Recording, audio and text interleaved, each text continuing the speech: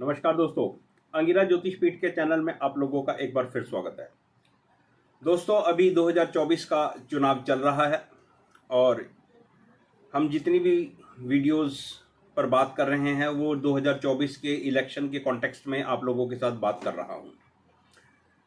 जैसा कि मैंने बहुत शुरू में कहा था कि मेरे पास कई सारे पॉलिटिशियंस के हॉरोस्कोप हैं। 2024 के इलेक्शन में हम उन जन्म पत्रियों पर बात करेंगे।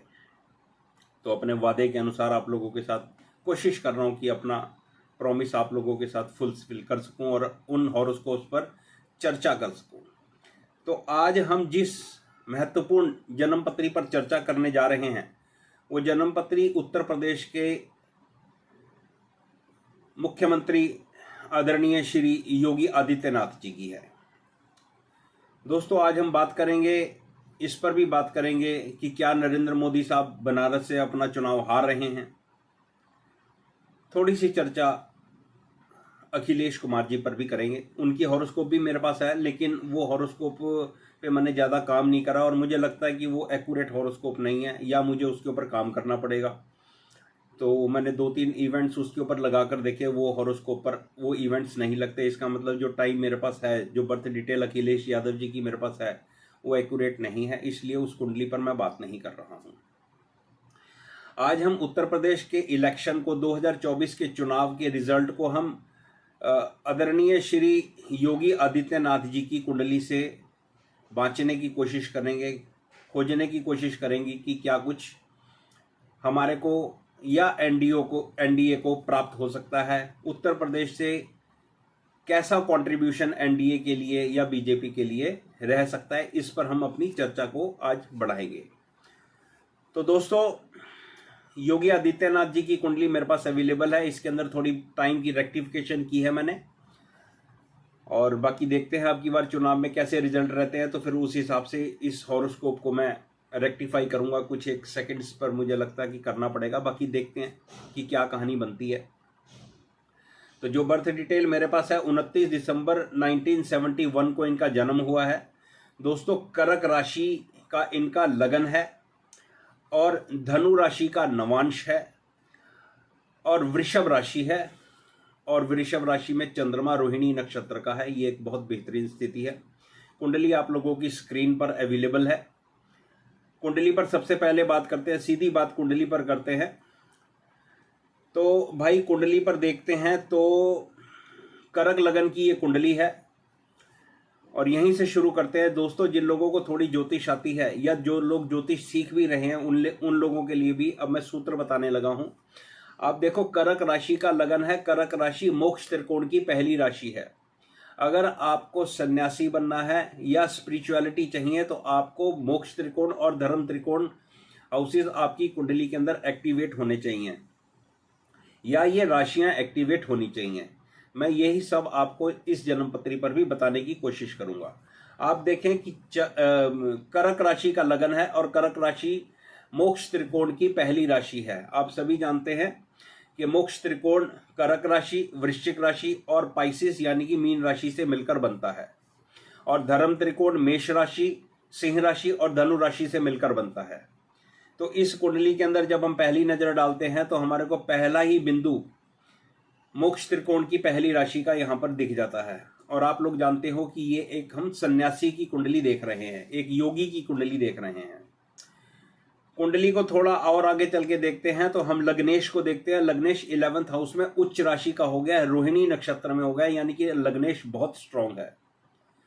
ये लग्नेश शनि के साथ बैठा हुआ है। शनि एक वैराग्य का कारक प्लेनेट है और जब भी शनि और चंद्रमा दोनों मिल जाते हैं तो ये जनता का सेवक बना देते हैं।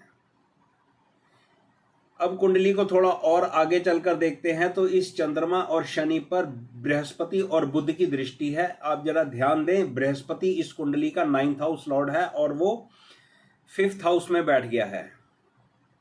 मतलब लग्नेश पर 9th हाउस लॉर्ड का पूरा पूरा प्रभाव है। अब इस कुंडली का हम धर्म त्रिकोण देखते हैं। इस कुंडली का, इस लगन के लिए धर्म त्रिकोण बनता है कर्क राशि, वृश्चिक राशि और पाइसिस यानी कि मीन राशि। क्योंकि 1-5-9 हमारा धर्म त्रिकोण है किसी भी कुंडली का, और नेचुरल कुंडली का 1-5-9 यानी कि मेष राशि, सिंह राशि और धनु राशि, ये नेचुरल जॉडियक का धर्म त्रिकोण है। अब जरा देखो इस धर्म त्रिकोण के अंदर कितना शानदार कॉम्बिनेशन बना हुआ है। लग्नेश पर बृहस्पति जो 9th हाउस लॉर्ड है उसकी दृष्टि है। ये 9th house Lord 5th house में चला गया है और 5th house Lord 9th house में चला गया है, यानी कि 5th हाउस लॉर्ड और 9th हाउस लॉर्ड का एक्सचेंज है। एक बेहतरीन धर्म त्रिकोण और एक बेहतरीन नेचुरल जॉडियक का अर्थ त्रिकोण अर्थ त्रिकोण नहीं, मोक्ष त्रिकोण इस कुंडली के अंदर आपस में बहुत अच्छी तरह से जुड़ा हुआ है, जो ये दिखाता है कि ये किसी सन्यासी की कुंडली या किसी अच्छे लेवल के स्पिरिचुअल व्यक्ति की कुंडली हो सकती है। इसलिए मैं इस कुंडली से सेटिस्फाइड हूं। कुंडली को जब D10 में देखते हैं और D9 में देखते हैं, वहां पर भी इसी तरह की स्थितियां बनी हुई हैं। अब कुंडली को हम आज के सिनेरियो में, आज जबकि 2024 का इलेक्शन चल रहा है, उस वक्त इस कुंडली पर शनि की महादशा चल रही है, बुध की अंतर्दशा चल रही है, और दोस्तों जब इलेक्शन शुरू हुआ तो मंगल का प्रत्यंतर था, और मई 2024 से राहु का प्रत्यंतर शुरू हो जाएगा। तो हम राहु के प्रत्यंतर को पकड़ते हैं क्योंकि ज्यादातर इलेक्शन यही होंगे। तो भाई राहु को जब हम देखते हैं तो इस प्रत्यंतर दशानाथ को, तो उसकी स्थिति को हम अभी एनालाइज करते हैं। पहले महादशा को देखते हैं। तो महादशानाथ शनि इस कुंडली का 8वें घर में ट्रांजिट कर रहा है और 10th हाउस को देख रहा है, 5th हाउस को देख रहा है और 2nd हाउस को देख रहा है। ये स्थिति अच्छी है, लेकिन 8th हाउस लॉर्ड आपके जब भी 10th हाउस को देखता है तो कहीं ना कोई समस्या जरूर देता है। तो ट्रांजिट का सैटर्न इनको एक अच्छा योग तो दे रहा है, लेकिन कहीं ना कहीं कुछ समस्या दे रहा है। ये समस्या कुछ इस तरह की हो सकती है कि जो सीट ये सोचते हैं कि हम जीत जाएंगे, ये वहां पर इनका कैंडिडेट हार जाएगा। ऐसी एक संभावना आप लोगों के सामने जता रहा हूं। ये एक संभावना हो सकती है। या शनि जिसकी 8वें घर से 10वें घर पर दृष्टि है, वो ये दिखा रहा है कि कोई उत्तर प्रदेश में महत्वपूर्ण व्यक्ति बीजेपी का इलेक्शन हार सकता है। महादशानाथ ये दिखा रहा है। अंतरदशानाथ बुध है, जो कि 3rd हाउस लॉर्ड और 12th हाउस लॉर्ड है। अब वो क्योंकि वो बृहस्पति के साथ आ गया है, तो उसकी स्थिति कुंडली में सुधर गई है। तो ये एक अच्छी स्थिति है। और D10 चार्ट के अंदर ये बुध अपने मित्र की राशि में बैठकर लगन को देख रहा है, तो ये ठीक है स्थिति।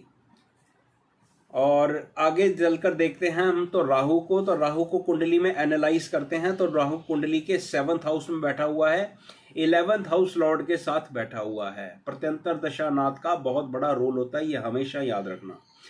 ये राहु 11th हाउस लॉर्ड के साथ 7th हाउस में बैठा हुआ है, और 7th house Lord 11th house में चंद्रमा के साथ चला गया है। ये एक बहुत बढ़िया स्थिति है।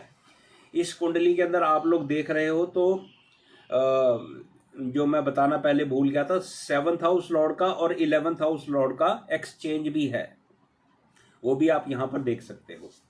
तो ये राहु की स्थिति इस कुंडली में 11th हाउस लॉर्ड जो हाउस ऑफ गेन है उसके साथ बना हुआ है। राहु जिस राशि में बैठा हुआ उसका स्वामी 11th हाउस में लग्नेश के साथ चला गया है। लग्नेश जो इस कुंडली का उच्च का ग्रह है। और ये भाई साहब इस कुंडली को D10 पे जाकर देखते हैं तो वहां पर भी स्थितियां अच्छी बनी हुई हैं। राहु 5th हाउस में आ गया है, और राहु 5th हाउस के लॉर्ड से दृष्ट है, और राहु धनु राशि का है। D10 चार्ट के अंदर वो उच्च के सूर्य के साथ 9th हाउस में प्लेस्ड है। तो ये सब चीजें मिलाकर जब देखते हैं, मैंने आपको कई सारे सूत्र बता दिए, D10 भी लगभग मैंने आपको बता ही दिया। तो जब इन सब चीजों को देखते हैं तो 11th हाउस का कनेक्शन दशाओं के साथ मिल रहा है। तो कुछ ऐसा लगता है, ऐसा अनुमान लगाया जा सकता है कि उत्तर प्रदेश से भारतीय जनता पार्टी को कह लें या एनडीए को कह लें, एक अच्छी अमाउंट में सीटें एनडीए या भारतीय जनता पार्टी की झोली में पड़ने वाली हैं, जिससे बीजेपी और मजबूत होकर सामने निकल कर आएगी। ये मेरा अनुमान है। योगी आदित्यनाथ जी की कुंडली पर ये मेरा एक अनुमान है कि उत्तर प्रदेश से एक अच्छे अमाउंट में सीट्स, पिछली बार से ज़्यादा मुझे ऐसा लगता है कि पिछली बार लास्ट टाइम 2019 में मेरे ख्याल इनकी 65 या 66 सीटें थी, तो अब की बार ये सीटें बढ़ने का अनुमान है या इसके आसपास आने का अनुमान है। ऐसा मैं एक अनुमान लगा पा रहा हूँ। अदरवाइज एक अच्छी अमाउंट में सीटें एनडीए की झोली में योगी आदित्यनाथ जी डालने जा रहे हैं, जिससे एनडीए या बीजेपी स्ट्रांग होगी। अब कुछ हम बात करते हैं कि क्या नरेंद्र मोदी साहब बनारस से अपना इलेक्शन हार रहे हैं। देखो, ये लिखने का मेरा मकसद कुछ और है, क्योंकि उत्तर प्रदेश में एक नारा चल रहा है 80 हराओ संविधान बचाओ, कुछ इस तरह का नारा है। तो मेरे भाई 80 तो तभी हारेंगे भारतीय जनता पार्टी के लोग जब नरेंद्र मोदी साहब इलेक्शन हार जाएंगे, तभी ये लोग 80 जीतेंगे। तो भाई जहां तक मेरा अनुमान है, मोदी साहब ने बनारस में इतना काम कर दिया है कि बनारस के लोग मोदी साहब को अपनी सर आंखों पर बिठाकर रखते हैं। मैं ऐसा समझता हूं कि मां गंगा के आशीर्वाद से मोदी साहब बनारस के एक बहुत अच्छे सेवक हैं। बहुत अच्छी सेवा की है उन्होंने, और मंदिर और काशी कॉरिडोर और जो भी दूसरी चीजें उन्होंने करी हैं, उसके कारण वहाँ के लोकल हिंदू मुस्लिम किसी भी जाति का कोई भी व्यक्ति हो, उसको अच्छा रोजगार मिला है। जिन लोगों की कल तक रोटियां नहीं चल रही थी, आज उनकी बड़ी अच्छी रोटियां सिक रही हैं। होटल का व्यापार भी काफ़ी अच्छा चल रहा है।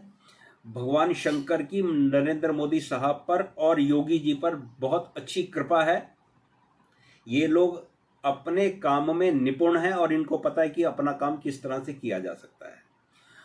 और अखिलेश यादव जी की छोटी सी बात करूं तो कभी भी देखो, मैं ऐसा समझता हूं, मेरा पर्सनल पॉइंट ऑफ व्यू है, आई मे बी रॉन्ग, आपको पूरा अधिकार है कि आप अपनी जनता को वोट देने के लिए, अपने पक्ष में वोट देने के लिए मोटिवेट करो, लेकिन आप उनको इस तरह से मोटिवेट करो कि आपके जो वोटर्स हैं वो कम से कम आपको सुने और आपको समझें और आपको ये ना कहें कि यार ये बात तो संभव ही नहीं है। जब आप ये कहते हो ना कि 80 हराओ और संविधान बताओ, तो नरेंद्र मोदी साहब को बनारस से हराना बहुत मुश्किल काम है।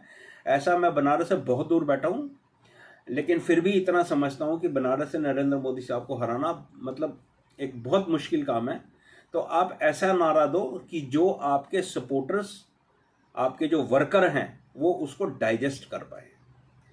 और अब देखते हैं, पिछली बार तो इस पार्टी की 5 ही सीटें थीं, और अब की बार देखते हैं क्या जनता इनको कितना सपोर्ट करती है और ये किस तरह से निकल कर आते हैं। तो भाई ये छोटा सा एनालिसिस मेरा योगी आदित्यनाथ जी की कुंडली पर, आशा है आप लोगों को मैं समझा पाया हूँ। और जो लोग ज्योतिष सीख रहे हैं, जिन्होंने सीखा होगा, वो लोग मेरे चैनल को सब्सक्राइब करें। जो लोग नए हैं, मेरे चैनल की वीडियो को लाइक करें और शेयर जरूर करें। वीडियो देखने के लिए आप सभी का धन्यवाद।